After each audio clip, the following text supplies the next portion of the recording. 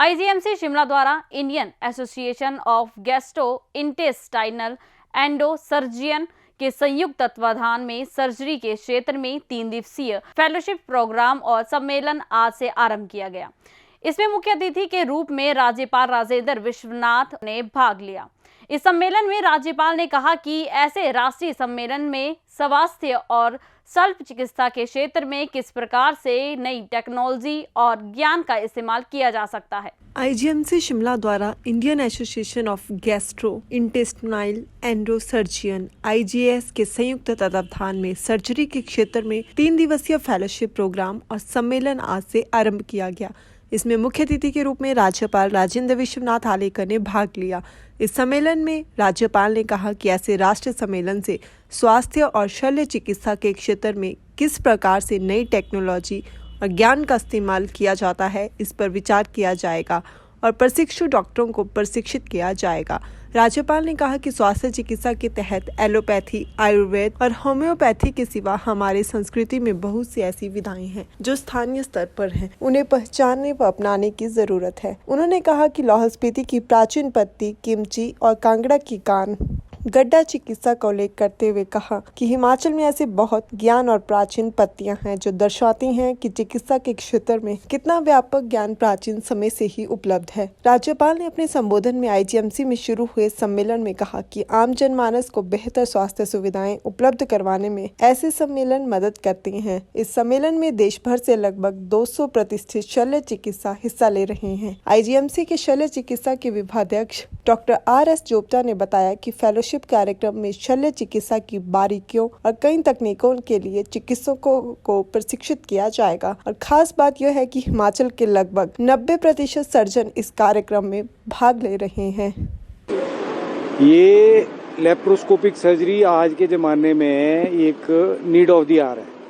कहीं भी आप जाइए दुनिया में तो हम ये चाहते हैं, उसी परिप्रेक्ष्य में हमने ये डिसाइड किया कि यहाँ पे हम हिमाचल के जो सर्जन्स हैं उनको हम लेप्रोस्कोपी में ट्रेन करने के लिए ये तीन दिन का एक वर्कशॉप भी है, साथ में कोर्स है जिसका कि बाकायदा 3 दिन के बाद एग्ज़ाम होता है और उसके बाद उनकी एक सर्टिफिकेशन होती है इंडियन एसोसिएशन ऑफ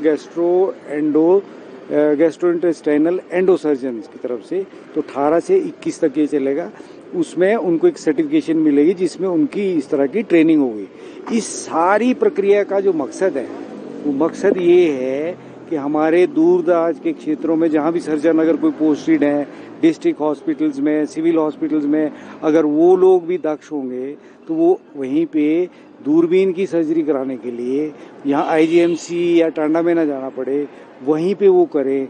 वहीं पे इसी संदर्भ में उनकी ट्रेनिंग से संबंध में ये वर्कशॉप। इसमें हिमाचल के तो जितने हिमाचल में सारे सर्जन हैं उनके 90% सर्जन जो है वो ट्रेन होने के लिए यहाँ आए, जिनमें कि कुछ जो नए पास्ड आउट हैं और आप यकीन मानिए तो कुछ तो ऐसे सर्जन हैं जो रिटायर भी हो लिए, वो भी इस कोर्स को करने के लिए आए हैं। इसके अलावा पूरे भारतवर्ष से, उड़ीसा से, बेंगलोर से, चेन्नई से, यहाँ तक कि वहाँ दूर दूर से भी लोग यहाँ पे आके लगभग 200 डेलीगेट्स जो है वो यहाँ पे आए हैं और जिनकी की ये ट्रेनिंग बाकायदा एक अच्छे स्किल्ड जो सर्जन्स हैं इस फील्ड के, अपनी फील्ड के, वो इसमें ट्रेनिंग देंगे 3 दिन तक और वो एंड में लास्ट डे संडे को लाइव वर्कशॉप भी हम ऑपरेशन थिएटर से, जहाँ पे 3 ऑपरेशन थिएटर्स में अलग अलग सर्जरीज करा के वो यहाँ पे टेलीकास्ट की जाएगी, जिसको वो सारे जो जितने प्रशिक्षु है ये देखेंगे।